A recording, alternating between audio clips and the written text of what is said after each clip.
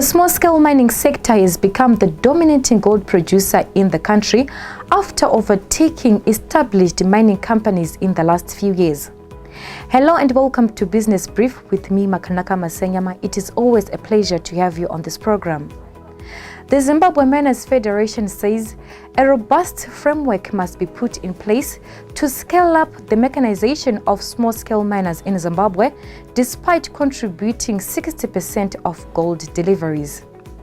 Latest data from Fidelity Printers and Refiners, the country's sole gold buying unit, shows that the bulk of gold output during 7 months of 2020 came from small-scale miners who delivered 7.18 tons, while large-scale accounted for 4.89 tons. The sector, however, continues to operate under difficult conditions due to lack of equipment, resulting in it failing to meet health and safety standards. On the program, I'll have Miners Federation of Zimbabwe Chief Executive Officer, Mr. Wellington Takavarasha, who is going to talk about what needs to be done for the small-scale miners to develop into medium mines in Zimbabwe. He will also talk about minerals which are underrated in Zimbabwe and how their value can be best appreciated. Lastly, he will talk about small-scale miners contributing about 60% of gold in Zimbabwe. Zimbabwe Miners Federation was created in 2003 to represent and contribute to the development, growth and empowerment of the artisanal small-scale miners in Zimbabwe. So as such, from the association that we created, we have about 52 associations countrywide that are affiliated with Zimbabwe Miners Federation, and also being representative of either a district or provincial level. And most of the associations are named after the district. For instance, when you go to Shamva, you see Shamva Miners Association. You go to Mount Darwin, there's Mount Darwin Miners Association. To go to Gwanda, there's Gwanda Small-Scale Miners Association. So most of the towns where there's mining activity, the association which is in that particular area is actually named after that particular district or province. So anyway, to go to your questions, what can be done for small-scale miners to develop? So I was actually giving you an example, a background to say that the Zimbabwe Miners Federation was created to contribute to the development, growth and empowerment of the artisanal small-scale miner.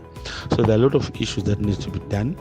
One, we're looking at the empowerment programs, financing the small-scale miners so that they really graduate from being small into medium.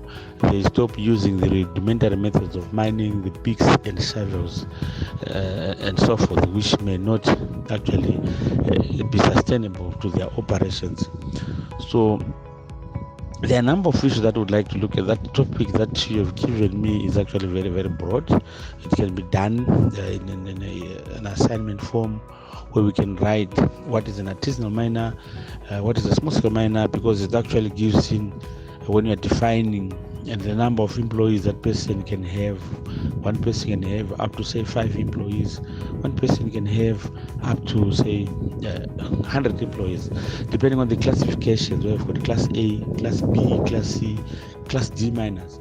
So according to those classes, we're looking at production levels that actually varies.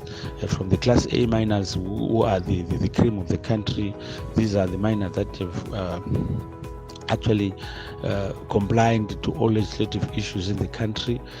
Anything that has to do with mining, the EIA environment impact assessment reports, the health issues, the employment contingent, the PPEs, all those issues that you think you can go to a mine and find that it is actually well structured, including but not limited to also the class A miners. They do their own processing.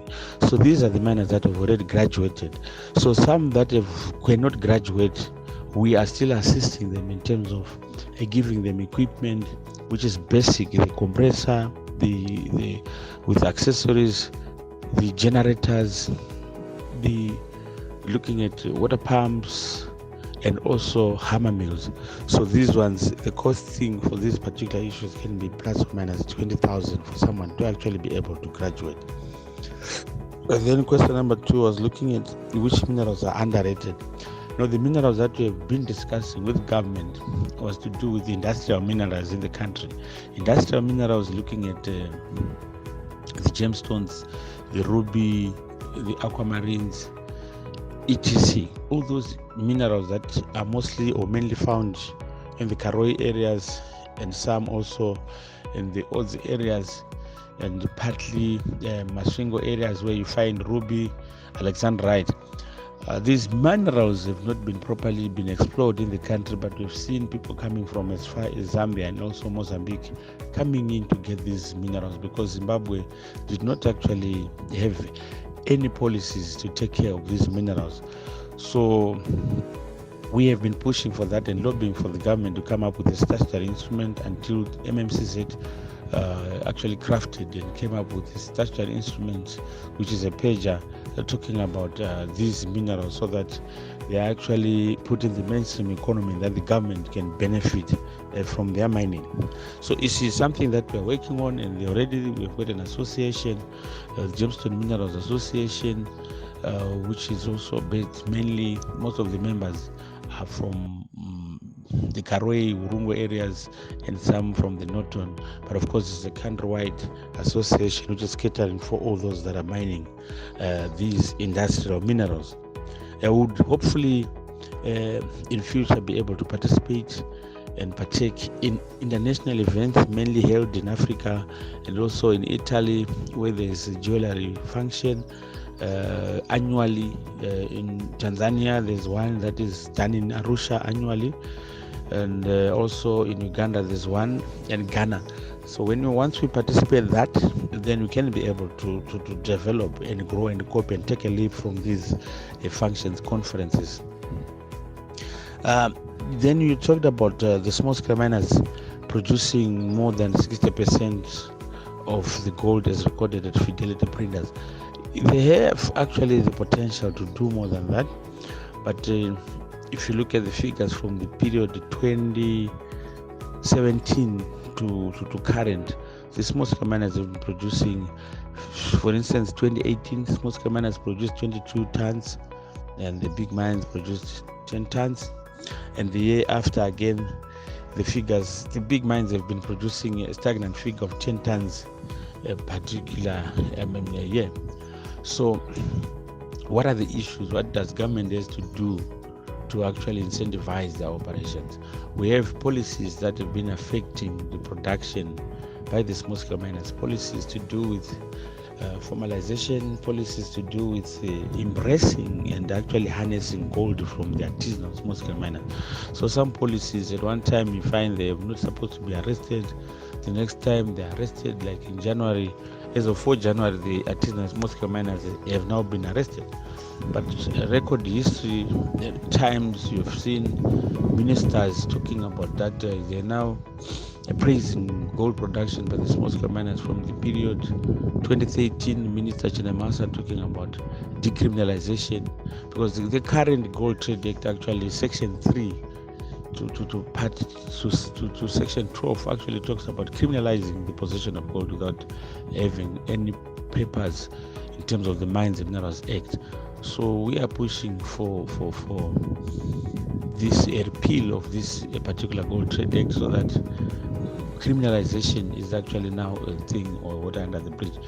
Across Africa, regional comparison, nowhere in Africa do we find artisanal miners whom we call Makorogoza being arrested, because their operations are actually a livelihood activity. So we would like the issue of the government, we are pushing on the issue of formalization.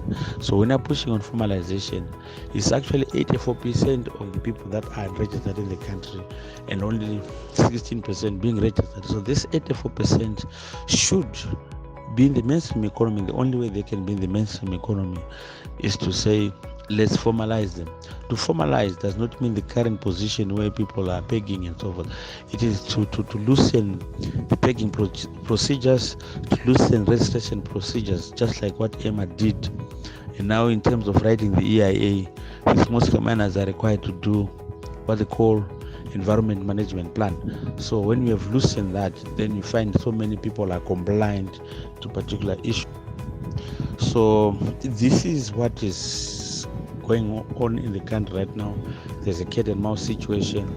So because of that, the gold that is being extracted and traded by these so-called illegal miners does not see its path to the formal channel. It's actually traded illicitly to the parallel market, and then the government is seen to be losing plus or minus a ton, 800 kgs to a ton of gold every month. Thank you. That was Mr. Takavarasha, who is the Chief Executive Officer of Zimbabwe Miners Federation, who has talked more on small-scale miners and how they're doing. Until next time, do stay safe. I am Makanaka Masenyama, and this is Business Brief.